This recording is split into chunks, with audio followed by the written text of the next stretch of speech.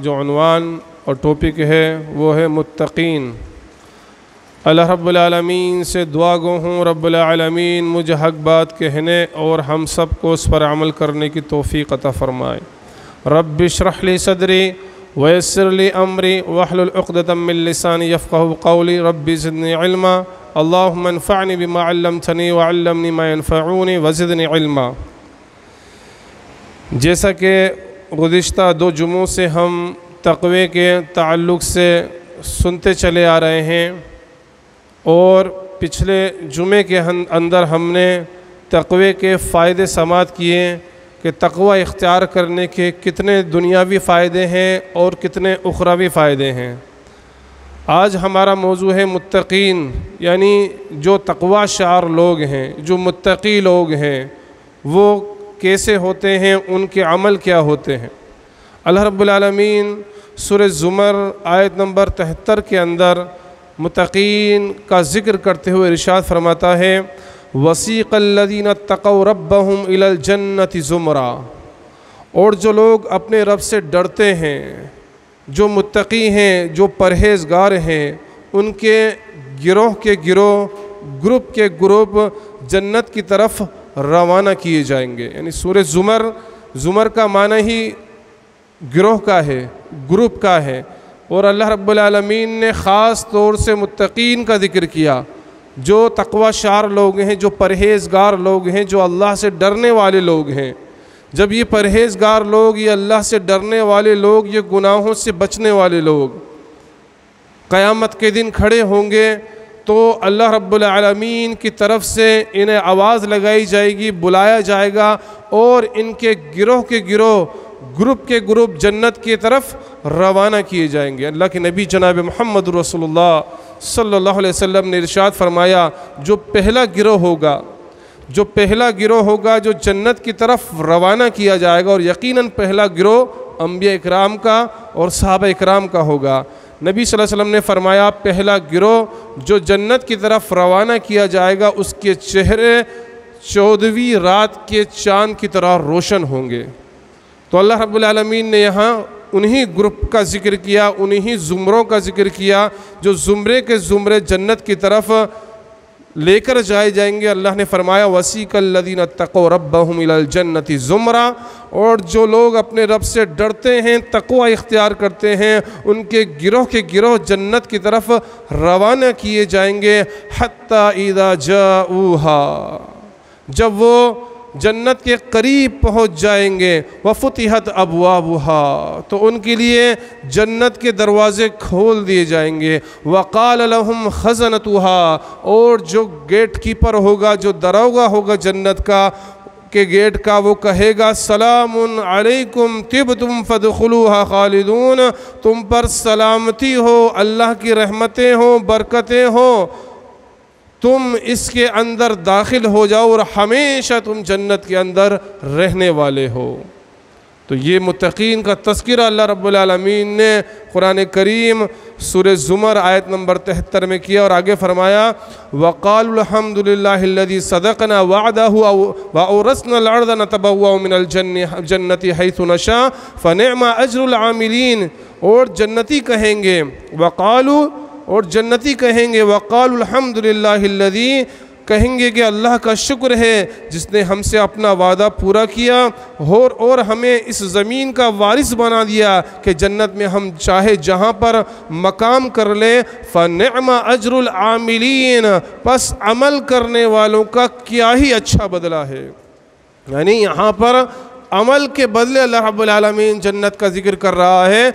और जन्नत के अंदर बाहिमी जो गुफ्तगू करने वाले जन्नती होंगे वो भी इसी चीज़ का तज़किरा करेंगे कि अल्लाह रब्बुल आलमीन ने अमल के बदले के अंदर हमें ये जन्नत अता फ़रमाई है। और अमल का ज़िक्र किया इससे पहली वाली आयत के शुरू में। वो अमल क्या होगा? वो तक़वा होगा, वो परहेज़गारी होगी, वो गुनाहों से बचने वाले होंगे। वो अमल होगा अल्लाह का खौफ, अल्लाह का डर, अल्लाह की खशियत, जिसकी वजह से लोग गिरोह तर गिरोह जन्नत की तरफ रवाना होंगे और उनके लिए जन्नत के गेट खोले जाएंगे और उनका बेहतरीन तरीके से फरिश्ते इस्तक़बाल करेंगे, उनको सलाम पेश करेंगे, उनको हमेशा के लिए जन्नत की बशारत देंगे। अल्लाह के नबी जनाब मोहम्मद रसूलुल्लाह सल्लल्लाहु अलैहि वसल्लम से बढ़कर इस दुनिया में कोई मुत्तकी नहीं है। सबसे पहले अगर हम जिक्र करेंगे तक़वा शार लोगों का, मुत्तकीन का, तो सरे फहरिस्त अगर कोई है इस पूरी दुनिया के अंदर जो सबसे ज़्यादा मुत्तकी है, सबसे ज़्यादा परहेज़गार है, सबसे ज़्यादा अल्लाह का से डरने वाला है, सबसे ज़्यादा अल्लाह का चहीता है, तो वो आखिरी नबी जनाब मोहम्मद रसूलुल्लाह सल्लल्लाहु अलैहि वसल्लम है। ख़ुद आपने भी इरशाद फरमाया, सही बुखारी और मुस्लिम की हदीस है, इन्नी अख्शाकुम लिल्लाहि व अत्काकुम, मैं तुम सबसे ज़्यादा अल्लाह से डरने वाला हूँ और तुम सबसे ज़्यादा मुत्तकी और परहेज़गार हूँ। ख़ुद जनाब मोहम्मद रसूलुल्लाह सल्लल्लाहु अलैहि वसल्लम की ज़बान मुबारक अल्लाह रब्बुल आलमीन ने कहलवा दिया कि मैं सबसे ज़्यादा अल्लाह से डरने वाला, सबसे ज़्यादा मुत्तकी और परहेज़गार हूँ। जनाब मोहम्मद रसूलुल्लाह सल्लल्लाहु अलैहि वसल्लम से ज़्यादा ना तो कोई बड़ा जो है तक़वे वाला हो सकता है, ना कोई बड़ा अमल वाला हो सकता है, ना कोई आपसे ज़्यादा अल्लाह से डरने वाला हो सकता है।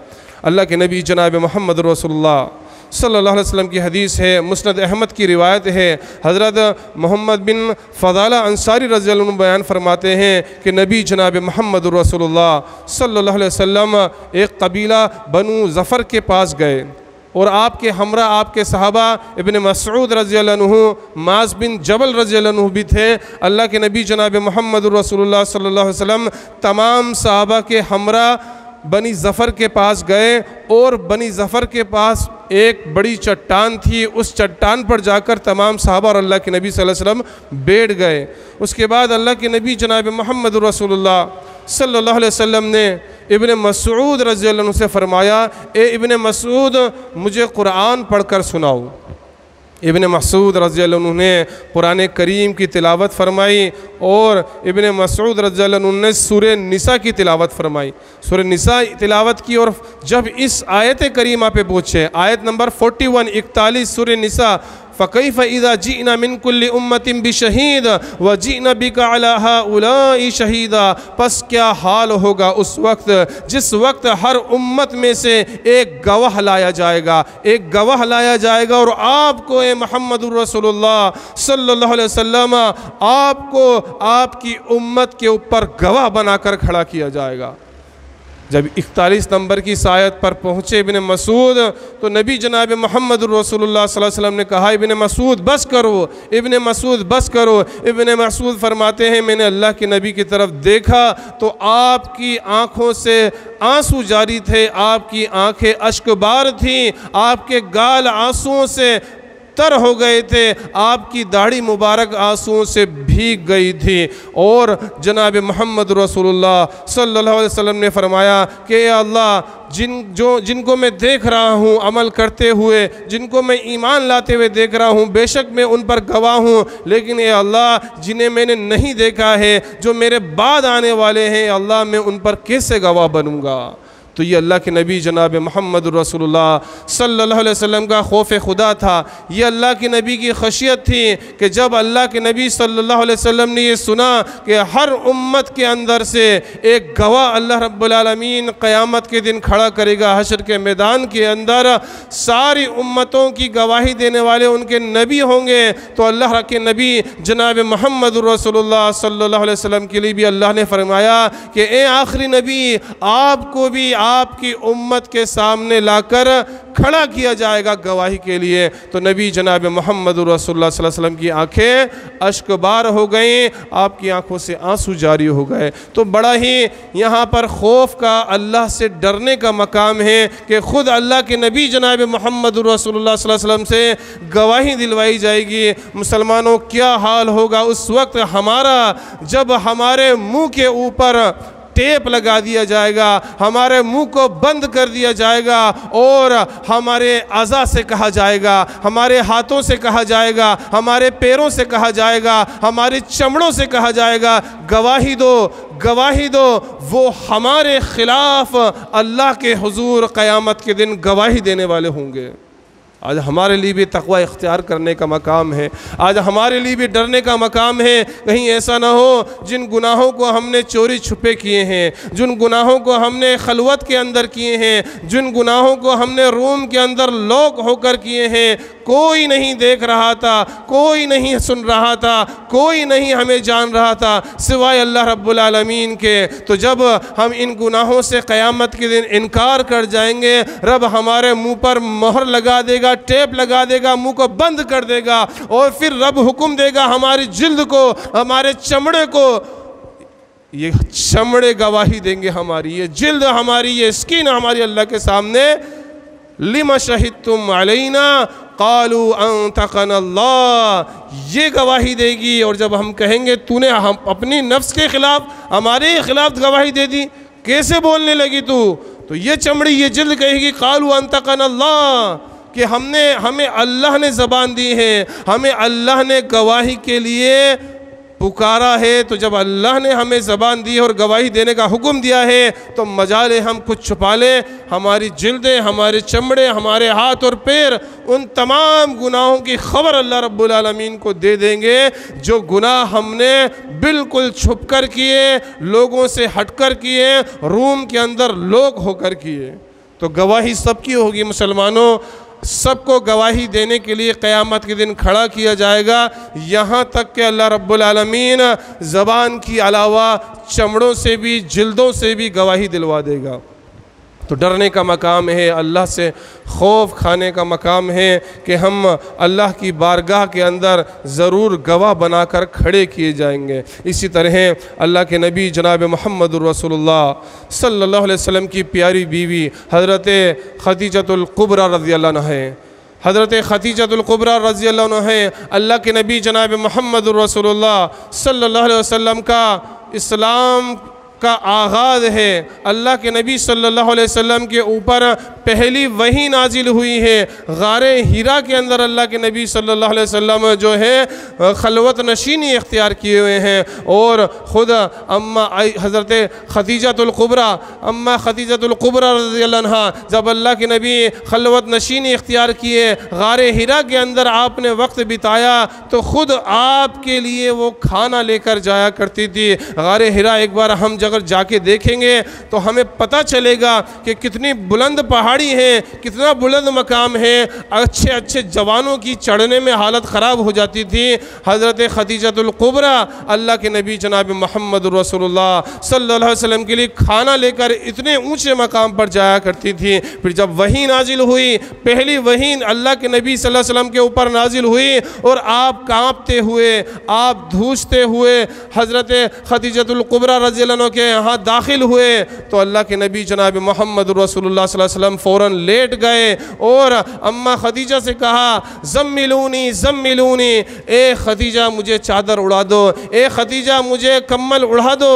अल्लाह के नबी जनाब मोहम्मद रसूलुल्लाह की ये कैफियत देखकर हज़रत खदीजतुल कुबरा फ़ौरन के उठी, अल्लाह के नबी क्या हुआ है आपको, ये मेरे शोहर क्या हुआ है। अल्लाह के नबी ने सारा मामला बयान किया और कहा ये खदीजा मुझे तो डर लग रहा है मैं हलाक हो जाऊँगा, मुझे डर लग रहा है कि मैं ख़त्म हो जाऊँगा।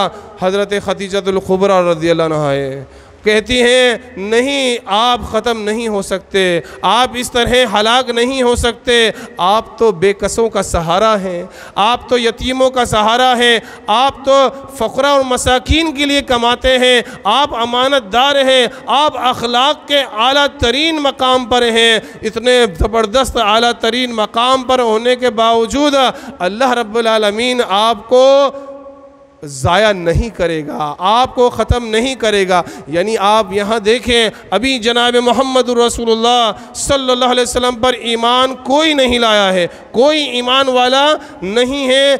हज़रत खदीजतुल कुबरा रज़ियल्लाहु अन्हा है, ये सारी कैफियत सुनने के बाद अल्लाह के नबी सल्लल्लाहु अलैहि वसल्लम की तस्दीक करती हैं और कहती हैं नहीं, आप ज़ाया नहीं होगे, बल्कि आपका मामला तो सबसे आला है, सबसे बुलंद है, आप कैसे ज़ाया हो जाओगे। फ़ौरन अपने जो है एक रिश्तेदार वर्का बिन नौफल के पास लेकर जाती हैं और वर्का से सारा मामला बयान करती हैं। वर्का बिन नौफल कहते हैं ये तो वही फ़रिश्ता है, ये तो वही फ़रिश्ता है जो हज़रत मूसा अलैहिस्सलातु वस्सलाम के पास, हज़रत ईसा अलैहिस्सलातु वस्सलाम के पास आया था। अनकरीब आपको नबी बना दिया जाएगा और ये कौम आपको यहाँ से निकाल देगी। हज़रत खदीजतुल कुबरा रज़ियल्लाहु अन्हा ने ये जो सारी जो है कंडीशन देखकर अल्लाह के नबी का जिस तरह से साथ दिया, यहाँ से हमें एक ये नुक्ता मिलता है कि एक औरत के अंदर अगर तकवा होगा, परहेज़गारी होगी, अल्लाह का डर होगा, वही अपने खाविंद की इस तरह से हिम्मत बांध सकती है। वगरना अगर आज की हमारी माँ और बहनें हों और किसी तरह का उनके शोहर का ख़तरा कहीं पर हो जाए तो वो वहाँ कसम उसको उठवा देंगी कि आइंदा आप उस जगह पर नहीं जाओगे, आपकी जान को आपका ख़तरा है। नहीं, हज़रत खदीजतुल कुबरा ने हिम्मत बंधाई और जब वर्का बिन नौफल ने कहा ये नबी बनाने वाले हैं, अल्लाह इनको जो है नबी और रसूल बनाने वाला है, तो फिर ये इस बात पर यकीन हो गया कि वाकई वो फ़रिश्ता जिब्रील अलैहिस्सलातु वस्सलाम हैं और आपके ऊपर अल्लाह की वही नाजिल हो रही है। और फिर अल्लाह रब्बुल आलमीन ने भी इस अमल के ऊपर हज़रत खदीजतुल कुबरा रज़ियल्लाहु अन्हा की इस साथ के ऊपर अल्लाह रब्बुल आलमीन ने भी बेहतरीन खुशखबरी अता फरमाई। अल्लाह के नबी जनाब मुहम्मदुर रसूलुल्लाह सल्लल्लाहु अलैहि वसल्लम गारे हिरा में इसी तरह जाया करने लगे और जिब्रील आते थे और कुरान सुनाते थे। एक मरतबा हज़रत जिब्रील अलैहिस्सलातु वस्सलाम अभी आए नहीं थे और हम अम्मा खदीजतुल कुबरा रज़ियल्लाहु अन्हा वही खाना लेकर जो हमेशा आती थी गारे हिरा पहुंच रही थी। जिब्रील अलैहिस्सलातु वस्सलाम उतरे और कहा, ये अल्लाह के नबी खदीजा आ रही हैं, खदीजा आ रही हैं, ये खाने में सालन है, बर्तन में सालन लेकर आ रही हैं, अल्लाह रब्बुल आलमीन ने मुझे भेजा है, खदीजा आएँ तो कहना अल्लाह रब्बुल आलमीन ने उन्हें सलाम कहा है। उसके बाद मुझ जिब्रील का सलाम उन्हें पेश करना और आसमान के तमाम फरिश्ते खदीजा को सलाम कहते हैं। मुसलमानों, ये क्या अमल है, ये क्या अमल है, ये तकवा है मुसलमानों, ये परहेज़गारी है, ये इस्लाम के लिए खड़ा होना है, ये इस्लाम के लिए अपने आप को कुर्बान कर देना है, अपनी जान को इस्लाम के लिए दाव पर लगा देना है। उसके एवज़ में अल्लाह रब्बुल आलमीन की तरफ से सलाम उतर रहा है। अल्लाह रब्बुल आलमीन की तरफ से अल्लाह रब्बुल आलमीन जिब्रील के ज़रिए सलाम कह रहा है, जिब्रील भी सलाम कह रहे हैं, तमाम आसमान के फरिश्ते भी एक औरत को सलाम कह रहे हैं, क्योंकि ये मामूली औरत नहीं थी, ये बहुत ही मुत्तकी और परहेज़गार औरत थी। इन्हीं के ज़रिए से अल्लाह रब्बुल आलमीन ने हज़रत फ़ातिमतुज़ ज़हरा रज़ियल्लाहु अन्हा को अल्लाह के नबी जनाब मुहम्मदुर रसूलुल्लाह सल्लल्लाहु अलैहि वसल्लम को अता फरमाया और इन्हीं फ़ातिमा के ज़रिए अल्लाह रब्बुल आलमीन ने जन्नत के दो फूल हज़रत हसन और हुसैन रज़ियल्लाहु अन्हु को अल्लाह रब्बुल आलमीन ने अल्लाह के नबी जनाब मुहम्मदुर रसूलुल्लाह सल्लल्लाहु अलैहि वसल्लम को अता फरमाए। इसी तरीके से हज़रत अबू बकर सिद्दीक़ रज़ियल्लाहु अन्हु जो मर्दों के अंदर सबसे पहले इस्लाम लाने वाले हैं, औरतों के अंदर अम्मा खदीजतुल कुबरा रज़ियल्लाहु अन्हा, मर्दों के अंदर हज़रत अबू बकर सिद्दीक़ रज़ियल्लाहु अन्हु, ये सबसे पहले इस्लाम लाने वाले हैं। इनका तक़वा, इनकी परहेज़गारी का आलम ये था कि अल्लाह के नबी जनाब मुहम्मद रसूलुल्लाह सल्लल्लाहु अलैहि वसल्लम के पास एक मरतबा सहाबा इकराम की मजलिस बरपा थी। यानी सही मुस्लिम की रिवायत है, हदीस नंबर 1038 है, फरमाते हैं अल्लाह के नबी जनाब मुहम्मद रसूलुल्लाह सल्लल्लाहु अलैहि वसल्लम, हज़रत अबू हुरैरा रावी हदीस हैं, फरमाते हैं काला रसूलुल्लाह सल्लल्लाहु अलैहि वसल्लम मन अस्बह मिनकुमुल यौम साइमा, के मेरे सहाबा आज तुम में से कौन रोज़ेदार है, कौन ऐसा शख्स है जिसका आज रोज़ा है। यानी रमज़ान से हटकर ये मामला था, रमज़ान के अलावा दिनों का मामला था। नबी सल्लल्लाहु अलैहि वसल्लम ने फरमाया, ए मेरे सहाबा, मन का लफ्ज़ है, तुम में से मन अस्बह मिनकुमुल यौम साइमा, तुम में से कौन आज रोज़े से है, किसका रोज़ा है। क़ाला अबू बकरिन रज़ियल्लाहु अन्हु अना, हज़रत अबू बकर सिद्दीक़ रज़ियल्लाहु अन्हु ने फरमाया अल्लाह के नबी सल्लल्लाहु अलैहि वसल्लम आज मेरा रोज़ा है। नबी जनाब मुहम्मद रसूलुल्लाह सल्लल्लाहु अलैहि वसल्लम ने दूसरा सवाल फरमाया और कहा फ़मन तबिअ मिनकुमुल यौम जनाज़ा, आज किसने जनाजे के अंदर शिरकत की है, कौन किसी जनाजे में शामिल हुआ है। सारे सहाबा खामोश है, काला अबू बकर रज़ियल्लाहु अन्हु, अबू बकर सिद्दीक रज़ियल्लाहु अन्हु कहते हैं अल्लाह के नबी सल्लल्लाहु अलैहि वसल्लम आज मैंने जनाजे के अंदर शिरकत की है। अल्लाह के नबी जनाब मोहम्मद रसूलुल्लाह सल्लल्लाहु अलैहि वसल्लम फिर इरशाद फरमाते हैं काला फमन अतअमा मिनकुमुल यौम मिस्कीना, आज तुम में से किसने मिस्कीन को खाना खिलाया है, किसने गरीब को खाना खिलाया है। सारे सहाबा खामोश हैं। काला अबू बकर रज़ियल्लाहु अन्हु, अबू बकर सिद्दीक कहते हैं अल्लाह के नबी सल्लल्लाहु अलैहि वसल्लम आज मैंने मिस्कीन को खाना खिलाया है। काला फमन आदा मिनकुमुल यौम मरीज़ा, अल्लाह के नबी फरमाते हैं आज तुम में से किसने मरीज़ की इयादत की है, मरीज़ की बीमार पुरसी के लिए मेरे सहाबा कौन गया है। सारे सहाबा खामोश है। काला अबू बकर रज़ियल्लाहु अन्हु, अबू बकर सिद्दीक रज़ियल्लाहु अन्हु कहते हैं अल्लाह के नबी सल्लल्लाहु अलैहि वसल्लम आज मैंने बीमार की बीमार पुरसी की है, मरीज़ की इयादत की है। जब ये तमाम अमल अल्लाह के नबी जनाब मोहम्मद रसूलुल्लाह सल्लल्लाहु अलैहि वसल्लम ने सुन लिए तो फरमाया अल्लाह के नबी सल्लल्लाहु अलैहि वसल्लम ने मज्तमाना फी इम्रिन इल्ला दखलल जन्ना, ये तमाम अमल किसी के अंदर नहीं इकट्ठे होंगे लेकिन वो जन्नती होगा। यानी ये जितने भी अमल थे ये एक साथ किसी के अंदर अगर इकट्ठा हो जाएं तो अल्लाह रब्बुल आलमीन उसको जन्नत के अंदर दाखिल करेगा। अब ये एक दिन का अमल है सामईन, ये एक दिन का अमल है। एक दिन के अंदर हज़रत अबू बकर सिद्दीक रज़ियल्लाहु अन्हु रोज़े से भी हैं, रोज़ा भी रख रहे हैं, इसी तरह जनाजे में भी शिरकत कर रहे हैं, इसी तरह मिस्कीन को खाना भी खिला रहे हैं, इसी तरह मरीज़ की इयादत भी कर रहे हैं। तो आज हमें भी ज़रूरत है नेकियों के अंदर पेश रहने की, नेकियों के अंदर सबकत करने की। फ़र्ज़ रोज़े हम रख चुके, नवाफिल रोज़ों का एहतमाम करें, निफली रोज़ों का एहतमाम करें। नबी जनाब मोहम्मद रसूलुल्लाह सल्लल्लाहु अलैहि वसल्लम पीर व जुमेरात का रोज़ा रखा करते थे, पीर जुमेरात का रोज़ा रखे, अय्याम 20 के रोज़े रखा करते थे, महीने के 3 रोज़े, उन रोज़ों को रखें, हर नेकी में पेश रहें। जब ये नेकियां इकट्ठी हो जाएंगी तो नबी सल्लल्लाहु अलैहि वसल्लम फरमाते हैं उसका ठिकाना जन्नत होगा। इसी तरह हज़रत अबू बकर सिद्दीक रज़ियल्लाहु अन्हु बहुत ज़्यादा ख़र्च करने वाले, गरीबों का, मिस्कीनों का, मोहताजों का ख़याल करने वाले थे। जो भी मोहताज होता, गरीब होता, हज़रत अबू बकर सिद्दीक उसका ख़र्चा उठाते, उसकी मदद करते। इसी तरह वो लोगों की मदद कर रहे थे कि एक मरतबा का वाक़या है, हज़रत आयशा रज़ियल्लाहु अन्हा जो इनकी बीवी, इनकी बेटी हैं, अल्लाह के नबी की बीवी हैं, उनके ऊपर तोहमत लगा दी गई, उन पर इल्ज़ाम लगा दिया गया। और तोहमत लगाने वालों में एक ऐसा शख्स भी शामिल था जिसकी किफ़ालत हज़रत अबू बकर सिद्दीक रज़ियल्लाहु अन्हु करते थे, जिसके खाने पीने का इंतज़ाम सिद्दीक अकबर किया करते थे, वो भी उन तोहमत लगाने वालों में शामिल हो गया। जब अल्लाह रब्बुल आलमीन ने हज़रत आयशा की पाकदामनी बयान फरमा दी, सूरे नूर की आयतें नाजिल हो गई और सबको पता चल गया अल्लाह के नबी सल्लल्लाहु अलैहि वसल्लम की ये बीवी अम्मा आयशा रज़ियल्लाहु अन्हा पाक दामन है, तोहमत लगाने वाले झूठे हैं। तो हज़रत अबू बकर सिद्दीक रज़ियल्लाहु अन्हु ने कसम खा ली कि मैं आइंदा इसके साथ कोई भी ऐसा मामला नहीं करूँगा जो अब तक करता आया हूँ। इसने मेरी बेटी के ऊपर तोहमत लगाई है, मुसलमानों की माँ के ऊपर तोहमत लगाई है, मैं इसको खाना खर्चा अब नहीं दूंगा।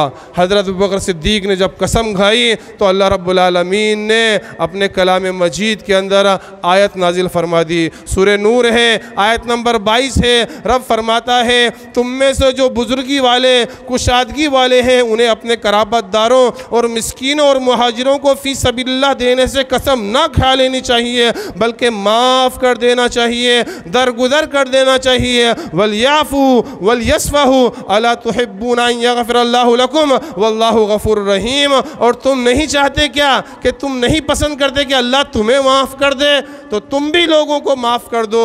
जब ये आयत करीमा हज़रत अबू बकर सिद्दीक रज़ियल्लाहु अन्हु ने अपने कानों से सुनी तो फ़ौरन पुकार उठे, अल्लाह मैं चाहता हूँ कि मेरे गुनाह माफ़ हो जाए, मुझे ये पसंद है कि मेरा रब मुझे माफ़ कर दे, मैं भी माफ़ करने वाला हूँ। हज़रत अबू बकर सिद्दीक ने फिर दोबारा से उस शख्स का खाना खर्चा उठाना शुरू कर दिया। आज अगर हम हमारे मामलात को देखें, आज हम हमारे गिरबानों में झांक कर देखें, अगर हमारे साथ इस तरह का कोई मामला आ जाए और हम किसी से हुस्न सलूक कर रहे हों तो सबसे पहला जुमला हमारे मुंह से जो निकलेगा वो निकलेगा ये नमक हराम है, मैंने इसके साथ इतना एहसान किया और इसने मेरी ही बेटी पे तोहमत लगाई।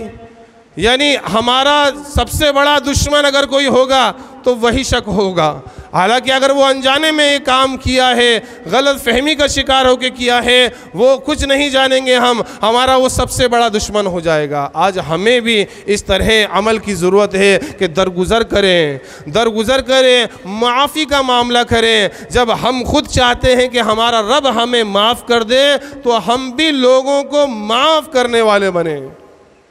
एक हमारे बुज़ुर्ग हैं जिनका इंतकाल हो गया है, अब्दुल जब्बार बिगोदी। उनकी बेटी को उनके दामाद ने तलाक दे दी। बिगोद के रहने वाले थे, इंतकाल कर गए। उनकी बेटी को उनके दामाद ने तलाक दे दी। उसके बाद उनके दामाद ने दूसरा निकाह किया। ये गए जाकर खुद उसका निकाह पढ़ाया और निकाह के बाद, खुतबे निकाह के बाद कहा कि ए मेरे रिश्तेदारों, मैं इसलिए निकाह पढ़ाने आया हूँ, मैंने इसलिए निकाह पढ़ाया है कि तुम मुझसे रिश्तेदारी क़ता मत करना, मुझसे क़ते ताल्लुक़ मत करना। कितनी बड़ी मिसाल है मुसलमानों हमारे लिए कि बेटी को तलाक हो गई है और बाप जा रहा है जिसने तलाक दी है उसका निकाह पढ़ाने के लिए। इससे बढ़कर क्या मिसाल हमें मिलेगी? और वहाँ पर जाकर वो कह दे कि हमसे कभी रिश्ता मत तोड़ना, हमसे कभी क़ते ताल्लुक़ मत रखना। तो मुसलमानों, रिश्तेदारियों को जोड़ो, क़ते ताल्लुक़ ना करो, माफ़ करो, दरगुज़र करो। यही मुत्तक़ीन की सिफ़त है, यही तक़वा शारों की सिफ़त है, यही अल्लाह रब्बुल आलमीन से डरने वालों की सिफ़त है कि वो माफ़ कर देते हैं, दरगुज़र कर देते हैं। इसी तरह हज़रत अबू बकर सिद्दीक़ रज़ियल्लाहु अन्हु का जब आखिरी वक्त आया, आखिरी लम्हे हैं, हज़रत अबू बकर सिद्दीक़ रज़ियल्लाहु अन्हु लेटे हुए हैं और गुफ्तगू कर रहे हैं लोगों से और कह रहे हैं अल्लाह के नबी जनाब मोहम्मद रसूलुल्लाह सल्लल्लाहु अलैहि वसल्लम को किन कपड़ों के अंदर, किन चादरों के अंदर कफ़न दिया गया? कि बताया 3 यमनी चादरों में आपको कफ़न दिया गया।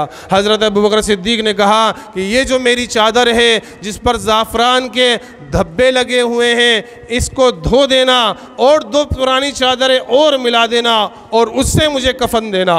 घर वालों ने कहा कि अब अल्लाह रब्बुल आलमीन ने हमें बहुत सी नेमतें अता कर रखी हैं, हम नई चादरों में तुम्हें कफ़न पहना सकते हैं। हज़रत अबू बकर सिद्दीक़ रज़ियल्लाहु अन्हु ने कहा कि लोगों याद रखो, नेक कपड़े का ज़्यादा मुस्तहिक जिंदा शख्स है, जिंदा लोग हैं वो नेक कपड़े के ज़्यादा मुस्तहिक है। मुर्दे के लिए तो क्या है, गलना है और बोसीदा हो जाना है। तो ये एक तक़वे की बहुत बड़ी मिसाल हमें यहाँ से मिल रही है कि आज हमने इस तरफ हमारा कभी जहन गया भी नहीं होगा। जो भी इंतकाल करता है, इस दुनिया से जाता है, फ़ौरन हम दुकानों की तरफ भागते हैं और कफ़न की तैयारी करते हैं। किसी के जहन में कभी ये नहीं आता है कि ये जो ख़र्चा हम कफ़न के लिए कर रहे हैं, देखा जो जाने वाला है उसकी ख्वाहिश क्या थी, उसको किस तरह से कफ़न दिया जाए। जिस तरह अबू बकर सिद्दीक़ रज़ियल्लाहु अन्हु की ख्वाहिश थी कि मुझे पुराने मेले कपड़ों में ही कफ़न दिया जाए, उसको धो लिया जाए, दाग धब्बे मिट जाएँ, ठीक है, वरना उसी के अंदर मुझे कफ़न दिया जाए। तो ये तक़वा है, ये परहेज़गारी है, ये अल्लाह रब्बुल आलमीन के से डर कर जो है तक़वा इख्तियार करना है। तो हमें यही ज़रूरत इस बात की है कि हम भी तक़वा इख्तियार करें। फ़ुज़ूल ख़र्चियों के अंदर जो है महंगे महंगे कपड़े, महंगे महंगे परफ्यूम, इसी तरह से महंगी गाड़ी, महंगा मोबाइल। आज तो जब किसी का इंतकाल होता है तो ऐसा लगता है कि किसी का वलीमा हो रहा हो। जी हाँ, मतलब जो मरा नहीं और उसके खाने शुरू नहीं हुए, जिस दिन मरेगा उस दिन खाना, उसके दूसरे दिन खाना, फिर तीसरे दिन खाना, 7वें का खाना, 10वें का खाना, 12वें का खाना, 40वें का खाना, 1 साल हो गए तो बरसी का खाना। मुसलमानों, ये तर्ज अमल कहाँ से मिला? सहाबा इकराम का तो तर्ज अमल ये था कि वो खुद अपने कफन के लिए नई चादर नहीं ले रहे हैं और हम उनके जाने के बाद इस तरह पकवान लोगों को बनाकर खिला रहे हैं और ख़ुद मरने वाले के नाम पर तो बड़ी ही शर्म की बात है, बड़ी ही जो है जहालत का ये सबक है जो आज उम्मत मुस्लिमा के अंदर राइज हो गया है। हमें अल्लाह रब्बुल आलमीन से डरना चाहिए, खौफ खाना चाहिए और मरने वाले के साथ वही कुछ मामला करना चाहिए जो जनाब मोहम्मद रसूलुल्लाह सल्लल्लाहु अलैहि वसल्लम से साबित है। यहाँ तक कि जिस घर के अंदर मैयत होती है उस घर में खाना नहीं बनता है मुसलमानों, पड़ोस के घर से खाना बनकर उनके लिए खाना आता है। आज उसी घर के बाहर देगे जो है चढ़ी होती हैं और मुसलमान जाता है रास्तीन चढ़ाकर खा कर आता है, क्योंकि हमने भी खिलाया था, ये खिला रहा है तो क्या एहसान कर रहा है। अल्लाह अकबर। मुसलमानों बहुत ज़्यादा अल्लाह से डरने की ज़रूरत है, तक़वा इख्तियार करने की ज़रूरत है, अल्लाह का खौफ इख्तियार करने की ज़रूरत है। इसी तरह हज़रत अबू बकर सिद्दीक़ रज़ियल्लाहु अन्हु हैं, हज़रत उमर फ़ारूक रज़ियल्लाहु अन्हु हैं, दूसरे खलीफा हैं। हज़रत उमर फ़ारूक के पास एक बद्दू आता है और सवाल करता है, ए उमर तुम मेरी बेटियों को अता करो, उनकी माओं को अता करो, तुम्हें अता किया जाएगा, तुम्हें नवाजा जाएगा। उमर रज़ियल्लाहु अन्हु ने कहा कि अगर मैं ऐसा न करूं तो क्या होगा? कहा तुम ऐसा ना करोगे तो फिर मैं अपने अंजाम को पहुंच जाऊंगा, मैं मर जाऊंगा। कहा तू अगर अपने अंजाम को पहुंच जाएगा तो क्या होगा? ए उमर फिर क़यामत के दिन तुझसे सवाल होगा, तुझसे पूछा जाएगा, और फिर जब जिससे तशफीश की जाएगी, जिससे सवाल होगा, या तो वो जन्नत की तरफ जाएगा या तो वो जहन्नम की तरफ जाएगा। हज़रत उमर रज़ियल्लाहु अन्हु ने जब उसके ये अल्फाज सुने तो ज़ारो कतार आँखों से आंसू जारी हो गए, दाढ़ी मुबारक तर हो गए अल्लाह के खौफ से, और अपना जो कुर्ता उन्होंने पहन रखा था वो कुर्ता उतार कर उस गरीब को दे दिया और कहा लोगों आज ये कुर्ता मैं इसलिए नहीं दे रहा हूँ कि इसने मुझे चंद शार के ज़रिए से अल्लाह का खौफ दिला दिया है, नहीं, आज मैं इसलिए ये कुर्ता दे रहा हूँ कि इस कुर्ते के अलावा आज मैं किसी चीज़ का मालिक नहीं हूँ।